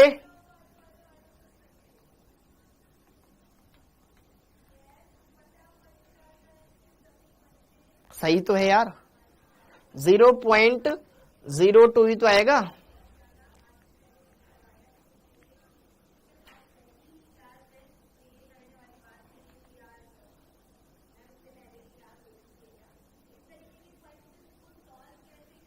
अरे सही तो है बेटा, ये वाला कैलकुलेशन 0.02 मैंने 10 से गुणा करके दशमलव को पीछे कर दिया ना।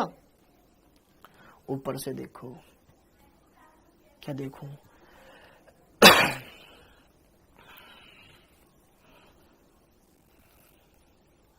और कितने ऊपर से देखूं, कप्पा का मान रख दिया, ठीक है। अरे एक 0 पीछे और लगाऊं ये, अरे उससे कोई फर्क नहीं पड़ता बेटा कोई बात नहीं, आप देख लेना, आप देख लेना, आप देख लेना, आप देख लेना। अरे भाई जरा देखो ध्यान से, ध्यान से देखो, हमने विलयन की मोलरता क्या मानी थी, m। तो m मोल विलय उपस्थित है 1 लीटर में, 1 लीटर में। और इसी 1 लीटर को अगर मैं क्या लिखूं, यहां पे ऑलरेडी हमने कन्वर्ट करके लिखा था ना कि 1000 सेंटीमीटर क्यूब आयतन है। तो 1 मोल कितने में आ जाएगा, 1 मोल विलयन आ जाएगा 1000 बटे m में। तो यहां पर 1 मोल वैद्युत अपघट्य का आयतन इतना। तो जरा देखो ध्यान से, 1 सेंटीमीटर क्यूब विलयन वाले आयतन की चालकता कप्पा थी, तो इतने विलयन की चालकता कितने आ जाएगी, कप्पा गुणा 1000 बटे m। तो यही तो मोलर चालकता थी। अब जरा देखो ध्यान से, बातों में टाइम नहीं लगाते, थोड़ा आगे का पढ़ लेते हैं। मैडम की आवाज आ रही है, मेरी आवाज नहीं आ रही है? ये वाला क्वेश्चन भी आपको घर से लगाना है, ये वाला क्वेश्चन भी आपको घर से लगाना है, ये वाला क्वेश्चन भी आपको घर से लगाना है, ये वाला क्वेश्चन भी आपको घर से ट्राई करना है। सिंपल सा क्वेश्चन देखो क्या दे रखा है, 100 सेंटीमीटर स्क्वायर एरिया का मान दे रखा है, दो प्लेटें 10 सेंटीमीटर दूरी पर है, लंबाई दे रखी है, इनके मध्य कोई एबी लवण है जिसका चालकत्व बोले तो जी दे रखा है, जी। ओके, इलेक्ट्रोडों के मध्य 0.5 मोल, ये मोल का मान दे रखा है, तो मोलर चालकता ज्ञात करो। कर लोगे? ट्राई करना बेटा। विलियन का वॉल्यूम सेंटीमीटर में हो तो बेटा फिर तो चेंज करना पड़ेगा यार। देख, अगर लीटर में दे रखा है तो तब तो कोई दिक्कत नहीं, क्योंकि हमने ऑलरेडी वहां पे कन्वर्ट कर दिया था। लेकिन अगर आपको अब भी दिया जा रहा है तो फिर तो आपको करना पड़ेगा, उसके साथ करना पड़ेगा, ठीक है। ये वाला होमवर्क में। अब तुम कैसे यहाँ पे मोलरता ज्ञात करोगे, तुम्हारा खेल है, क्योंकि मोलरता बराबर क्या होता है, विलय के मोल बटे विलयन का आयतन। अब आयतन कैसे निकालोगे, V बराबर A गुणा L करके, क्षेत्रफल को लंबाई से गुणा कर लेना, आपके पास आयतन आ जाएगा। मोल पता है, आयतन पता है, बाकी तो पता ही है, खट अल। ठीक है, अब आगे का टॉपिक हेडिंग डाल लो, अब आगे का हेडिंग डाल लो, अब आगे का हेडिंग डाल लो।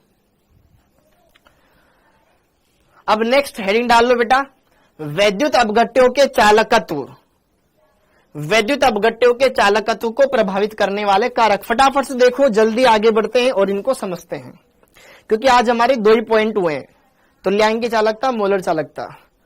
हाँ जी, वैद्युत अपघट्यों के चालकत्व को प्रभावित करने वाले कारक, जैसे कि पानी है बेटा, पानी में मैंने कोई वैद्युत अपघट्य डाला, मतलब कोई आयनिक यौगिक डाला, तो वो कितनी ज्यादा चालकता कब दिखाएगा।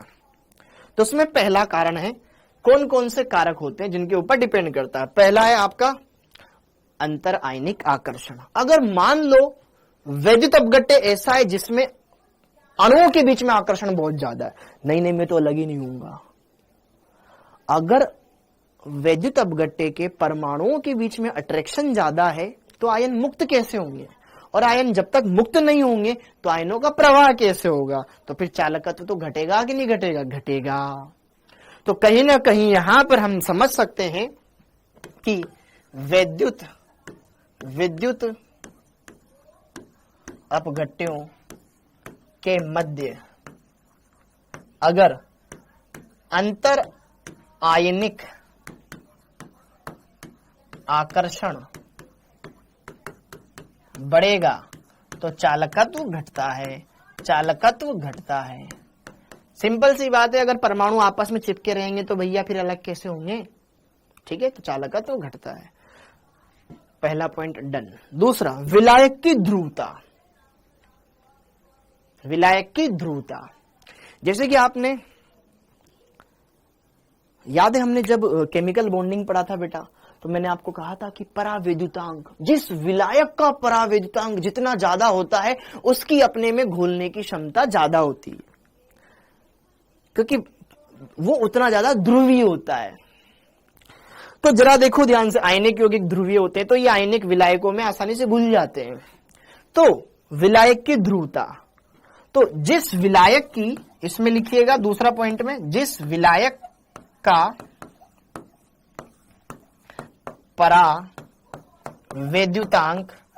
परावैद्युतांक उच्च होता है, उच्च होता है, उसमें वैद्युत अपघट्य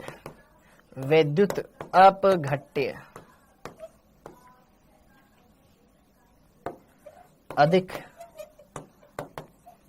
आयनित होते हैं, जिससे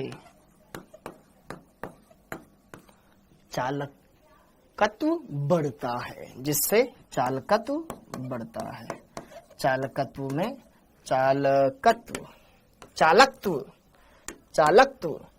चालकत्व बढ़ता है।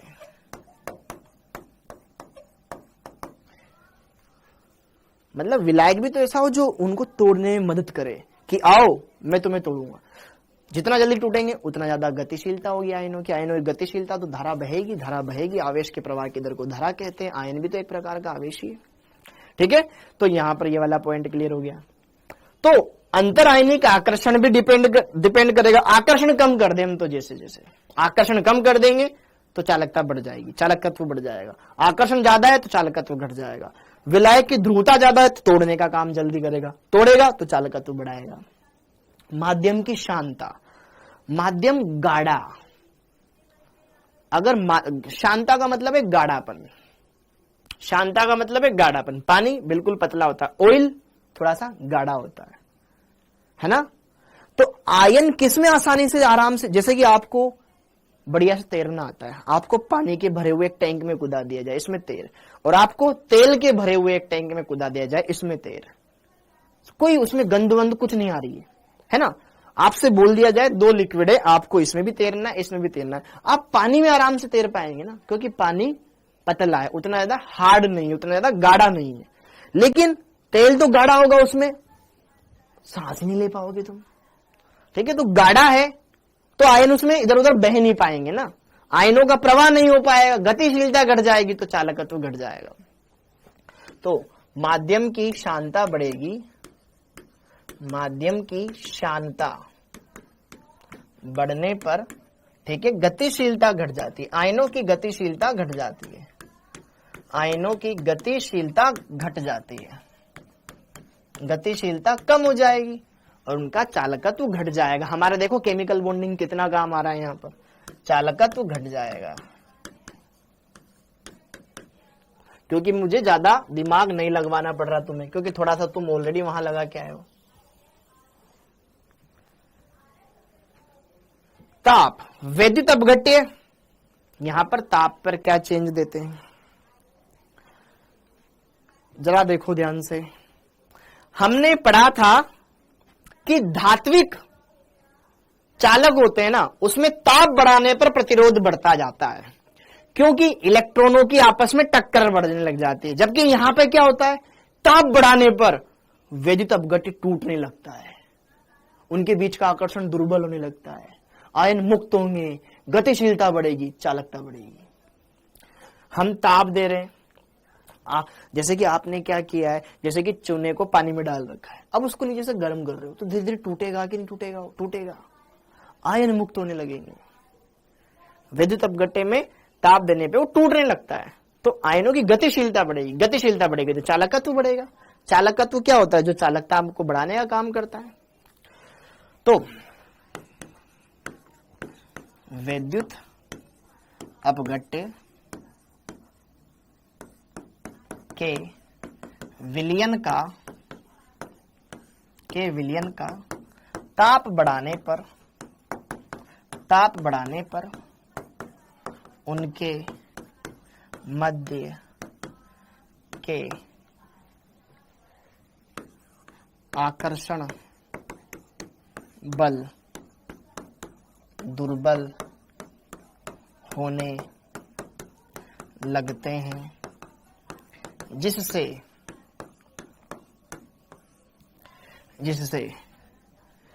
चालकता या चालकत्व में वृद्धि होती है, चालकत्व में वृद्धि होती है। बेटा कुछ सिंपल पॉइंट है जो कि आपको लिख लेने चाहिए, वृद्धि होती है।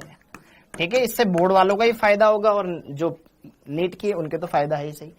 जल योजित आयन का आकार, याद आ रहा है, केमिकल बॉन्डिंग, लिथियम छोटा था, ज्यादा जल के अणुओं से घिर गया था, तो अगर जल योजित आयन का आकार बढ़ेगा तो गतिशीलता घटेगी तो चालकता घटेगी। तो सिंपल सी बात है, जल योजित आयन का आकार अगर बढ़ता जाएगा तो उसकी गतिशीलता घटती जाएगी, उसकी गतिशीलता घटती जाएगी तो चालकता भी कम होती जाएगी या चालकत्व घटता जाएगा।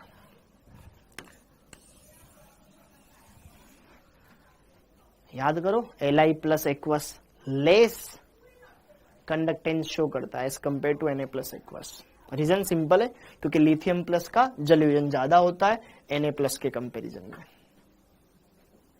केमिकल बॉन्डिंग, ठीक, जल योजित आकार, क्या ये पॉइंट समझ में आया बेटा आपको? क्या ये पॉइंट क्लियर है? सिंपल सिंपल से पॉइंट है ना, बात ऐसी है घर जैसी, सारे पॉइंट सिंपल सिंपल है, इन पॉइंट्स को क्लियर करना आपका फर्ज है। ओके, तो ये हमने देखा। अगला पॉइंट तनुता, डाइल्यूशन, डाइल्यूट करते जा रहे हैं हम, डाइल्यूट करते जा रहे हैं चीजों को, तो उससे चालकत्व पे क्या फर्क पड़ता है? जैसे कि आपने प्रबल सांद्र अम्ल लिया, सांद्र अम्ल, एक तनु अम्ल, एक सांद्र अम्ल, दोनों में फर्क क्या है? सांद्र मतलब उसमें अम्ल की मात्रा ज्यादा है, पानी की मात्रा कम है। तनु मतलब उसमें पानी की मात्रा ज्यादा है, अम्ल की मात्रा कम है। भाई जो तनु है वो पतला है, आयन तो इसमें भी, आयन उसमें भी, लेकिन इसमें आयन जल्दी गति कर रहे होंगे, इधर एकदम झकाझक झकाझक झकाझक, उधर एकदम भीड़ ट्रैफिक जाम हो रहा है, आयन इधर उधर भाग ही नहीं पा रहे। तो तनुता बढ़ाएंगे तो चालकत्व बढ़ेगा। तो तनुता बढ़ाने पर, तनुता बढ़ाने पर चालकत्व बढ़ता है।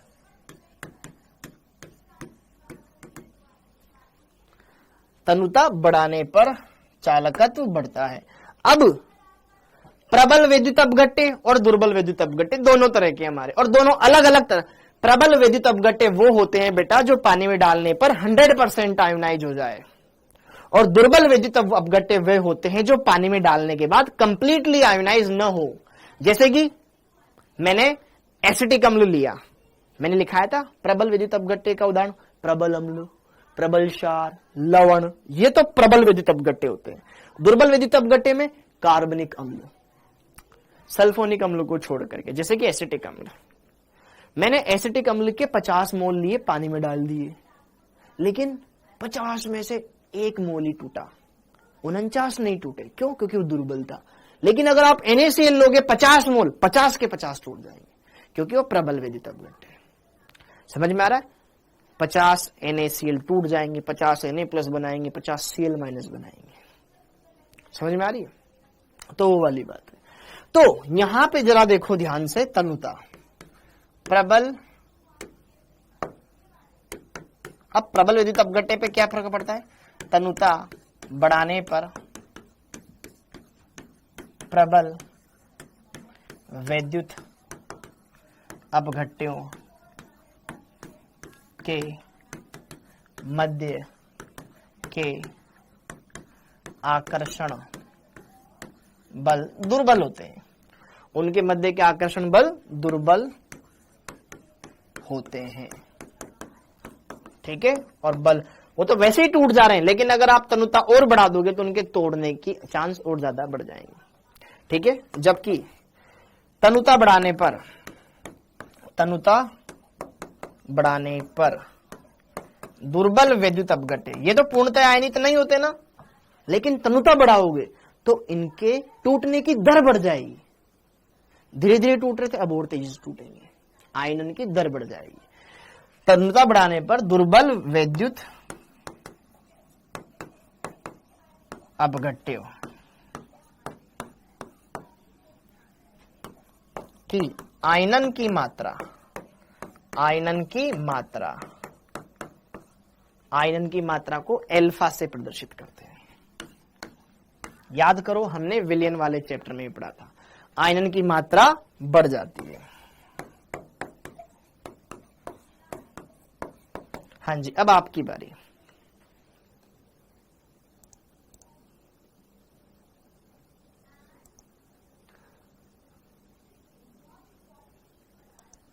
हाँ जी, अब आपकी बारी। मुझे बताओ सांद्रता पे क्या फर्क पड़ेगा बेटा तनुता बढ़ाएंगे तो?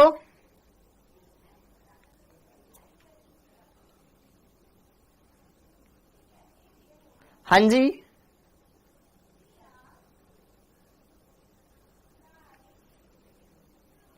हाँ जी बेटा, यहां पे जरा बताओ। देखो ये सारे पॉइंट देख लो, दोबारा से देख लो भाई, दोबारा। अगर आकर्षण हम दुर्बल करेंगे तो आयन उसमें जाके टूटेगा। ठीक है? ध्रुवीयता, विलायक ज्यादा बढ़िया है तो तोड़ने में मदद करेगा।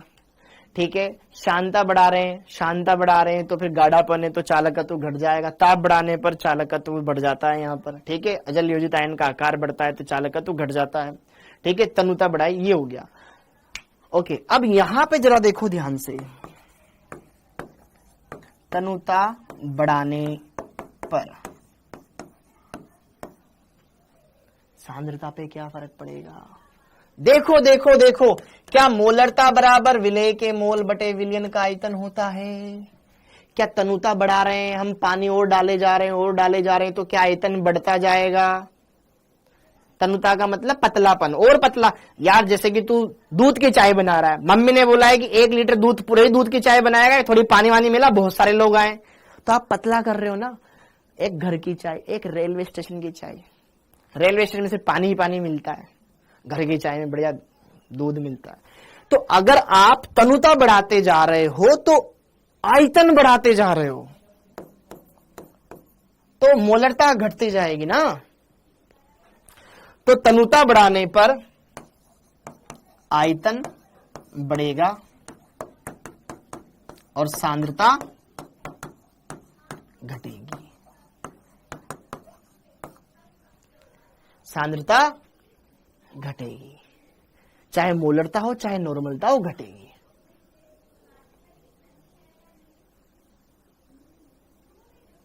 तो मोलर चालकता क्या होगी और तुल्यांक की चालकता क्या होगी? फेराडे का लो पढ़ेंगे अर्पित, आगे पढ़ेंगे।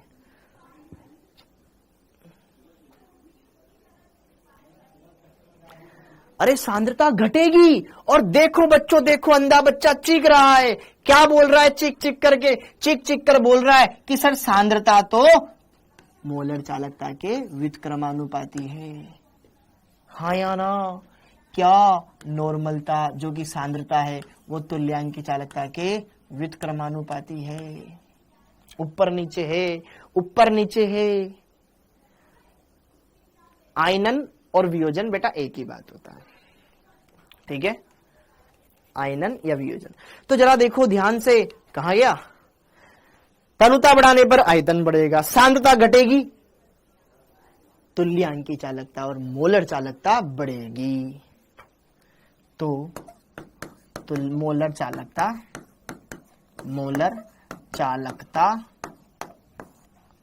एवं क्वेश्चन पूछा जाता है, ठीक है, इसलिए छोटे छोटे पॉइंट ध्यान रखना। तुल्यांक की चालकता बढ़ती जाएगी, चालकता बढ़ेगी, ध्यान रखना।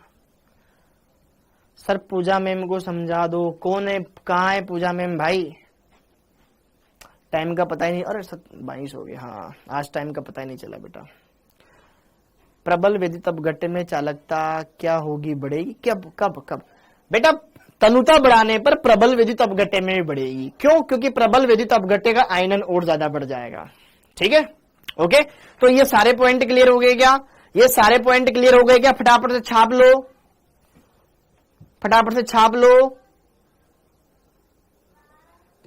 अरे छाप लो फटाफट से। दूध वाला बोलता ना, एकदम मस्त दूध है कि वो तनुता बढ़ा देता ना, दूध को तनु कर देता है कि ये दूध 40 रुपए किलो, ये दूध 60 रुपए किलो, क्या फर्क है? बस तनुता का, ये गाढ़ा है ये पतला है ना? ओके, जल योजित आयन का आकार। अरे केमिकल बॉन्डिंग में क्या पढ़ाया था, ठीक है। अब आगे देखो, अब आगे देखो, अनंत तनुता पर आपने फुल डाइल्यूट कर दिया। अनंत तनुता पर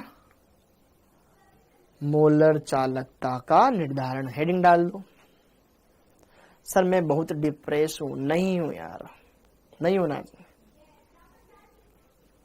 कप्पा कप्पा, इंग्लिश में कप्पा को क्या बोलते हैं? चालकता होता है ना, conductance, specific conductance, conductivity, conductivity बोलते हैं बेटा, या स्पेसिफिक कंडक्टिविटी। कोटा यूनिवर्सिटी क्या है? कोटा यूनिवर्सिटी, हाँ जी, कटप्पा को इंग्लिश में बोलते हैं कटप्पा।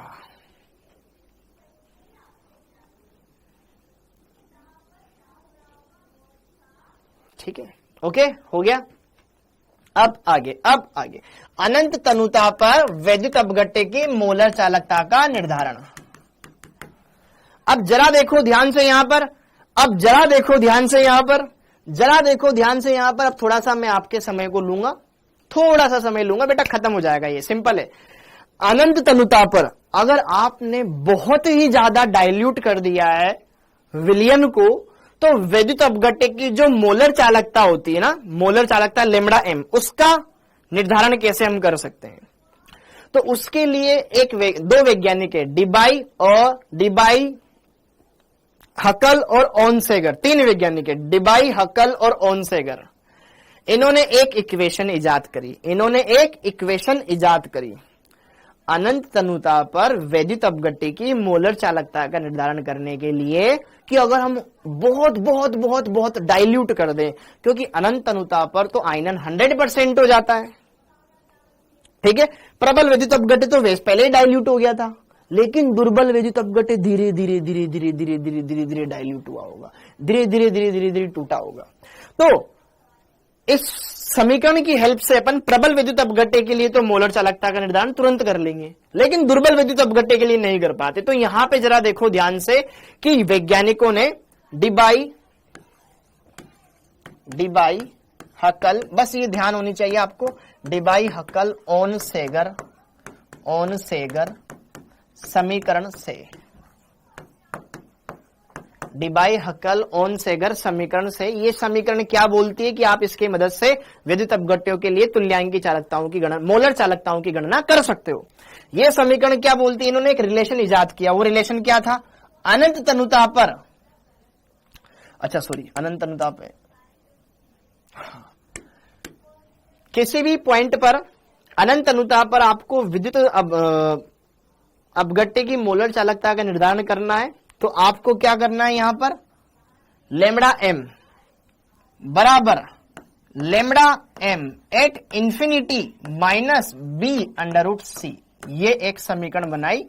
अब इस समीकरण को मैं समझा देता हूं और आप समझिए इस समीकरण में कौन सी चीज क्या क्या है। जहां लैम्डा एम सी सांद्रता पर मोलर चालकता, सी सांद्रता पर मोलर चालकता,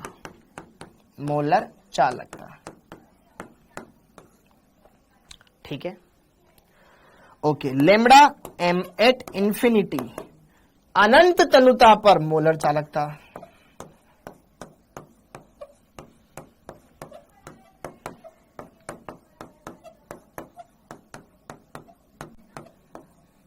सी आपकी सांद्रता है ही सही, बी एक स्थिरांक है, बी एक स्थिरांक है। सुनो सुनो सुनो सुनो सुनो, देखो आपने क्या किया, एक विद्युत अपघट्य लिया एक निश्चित सांद्रता पर, उसके लिए लैम्डा एम का मान ज्ञात कर लिया, लेकिन आप अनंत तनुता पे भी ज्ञात करना चाहते हो, ठीक है।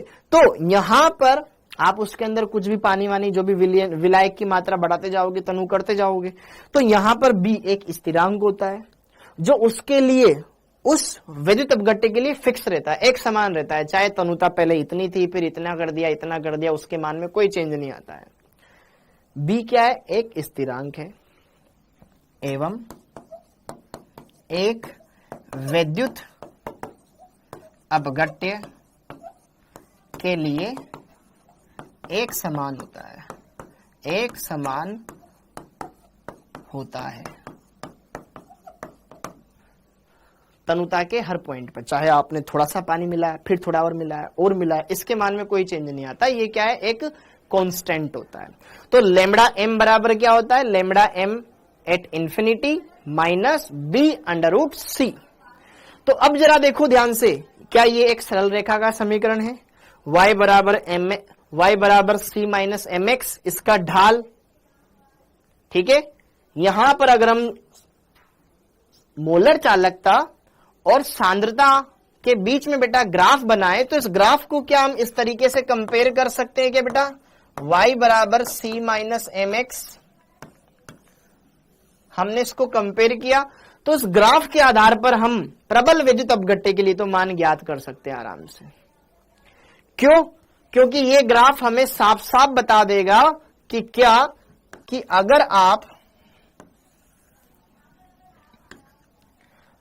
अगर आप एनसीईआरटी में ग्राफ भी दे रखा है, ठीक है, बस यहां पे आपको सिंपल सा ये समझना है कि प्रबल विद्युत अपघट्य के लिए तो आप इस इक्वेशन से मोलर चालकता ज्ञात कर सकते हो अनंत अनुता पर, लेकिन दुर्बल के लिए नहीं कर सकते। बस ये समझना है यहां पे। फिर उसके लिए हम कोलराउश का नियम समझेंगे, ठीक है, बस ये मतलब है।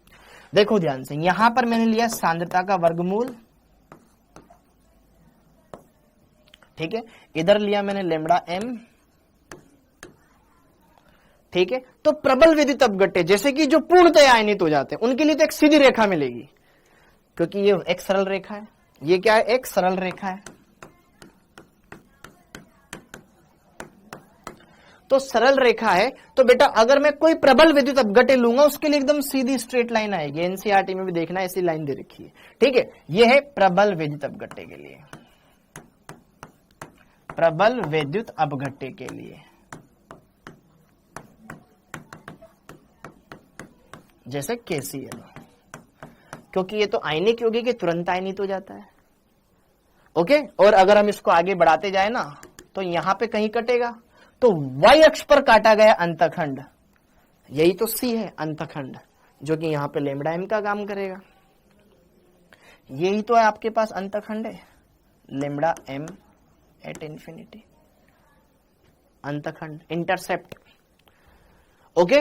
जबकि दुर्बल विद्युत अपघट्य के लिए यहां पर आप इसको ज्ञात करने में दिक्कत लोगे। क्यों? क्योंकि दुर्बल विद्युत अपघट्य का आयनन इस तरीके से ग्राफ इसका मिलता है बेटा, इसका ग्राफ कुछ इस तरीके से मिलता है, इसका ग्राफ कुछ इस तरीके से आपको मिलता है, इसका ग्राफ कुछ इस तरीके से आपको मिलता है, एकदम शार्प ग्राफ नहीं आता है, क्योंकि दुर्बल विद्युत अपघट्य का आयनन धीरे धीरे धीरे धीरे धीरे धीरे धीरे होता है। तो अब यहां पे ये कब काटेगा y अक्ष पर, और y अक्ष पे तब जब काटेगा तब हमें कोई इंटरसेप्ट मिलेगा। भाई y अक्ष पे कहीं जाके ये कट करेगा तो फिर हमें यहां पर क्या मिलेगा, अंतखंड मिलेगा, और फिर उसको हम बोलेंगे कि यार ये तो लैम्ब्डा m का मान आ गया अनंत अनुता पर, हाँ या ना।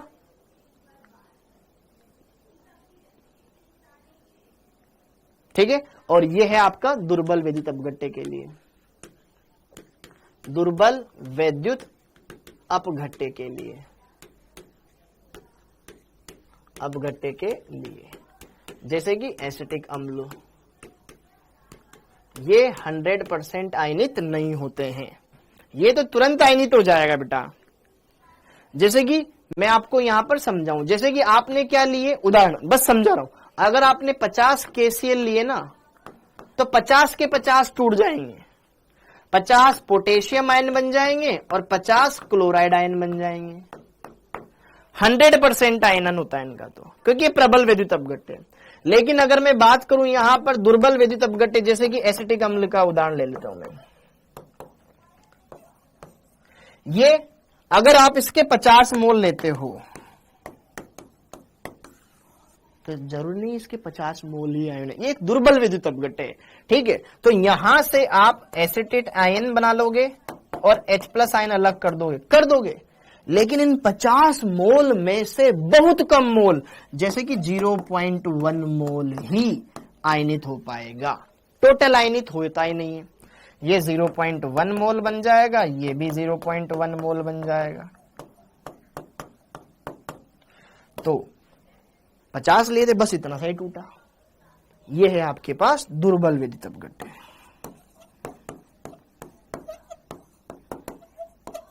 ये हमने माना है, उदाहरण लिया है ताकि हम आपको इस चीज को समझा सके।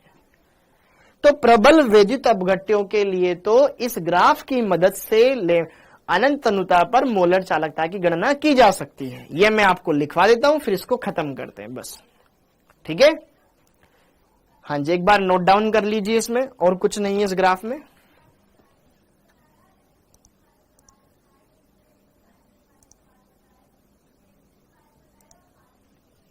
हाँ जी, फिर इसके बाद अपन कोलराउश का नियम पढ़ेंगे, जो कि फिर बाद में। देख भाई, ये वाली जो समीकरण थी ना, लैम्ब्डा m बराबर lambda m at infinity minus b under root c, ये एक सरल रेखा का समीकरण है, जिसका ढाल ऋणात्मक है तो ऋणात्मक ढाल इस ग्राफ का ही है। ठीक है, ओके, हर एक पॉइंट पर। अब जरा देखो ध्यान से, यहां पर जैसे इस रेखा को आप पीछे बढ़ाते जाओगे तो y अक्ष पर कहीं कटेगा, वही अंतखंड आ जाएगा, वही अंतखंड क्या हो जाएगा, वही अंतखंड क्या हो जाएगा, आपके पास प्रबल वैद्युत अपघट्य के लिए अनंत अनुताप पर मान हो जाएगा। लेकिन दुर्बल वैद्युत अपघट्य तो धीरे धीरे धीरे धीरे धीरे धीरे धीरे धीरे धीरे धीरे आयनित हो रहे हैं। ठीक है, तो उसके लिए कोई फिक्स मान आ ही नहीं पाएगा। ओके, तो बस इतना सा पॉइंट लिख लो बेटा, उपरोक्त ग्राफ से स्पष्ट है कि प्रबल वैद्युत अपघट्यों के लिए लैम्ब्डा m अनंतता पर आसानी से ज्ञात किया जा सकता है, क्योंकि यह मान y अक्ष पर काटे गए अंतखंड के समान होगा, परंतु दुर्बल वैद्युत अपघट्य के लिए लैम्ब्डा m एट अनंत अनुता, अनंत पर लैम्ब्डा m एट इंफिनिटी इस समीकरण की सहायता से ज्ञात कर पाना, लिख रहे हो ना आप, ज्ञात कर पाना संभव नहीं है।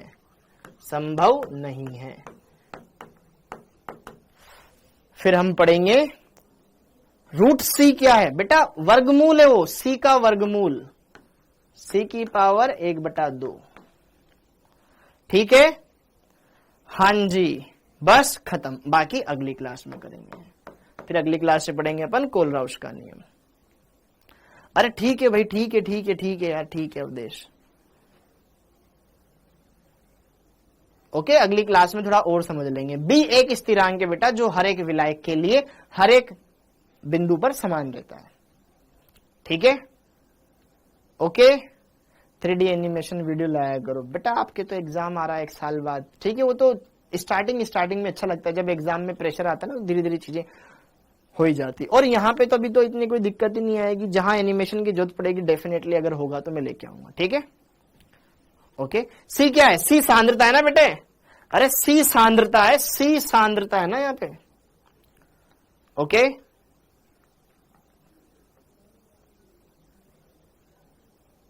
ऐसे पढ़ाया करे, डेली समझ में आएगा बेटा। मैं बोल रहा हूं ना, फिजिकल पढ़ने का तरीका अलग होता है, इनऑर्गेनिक का अलग होता है।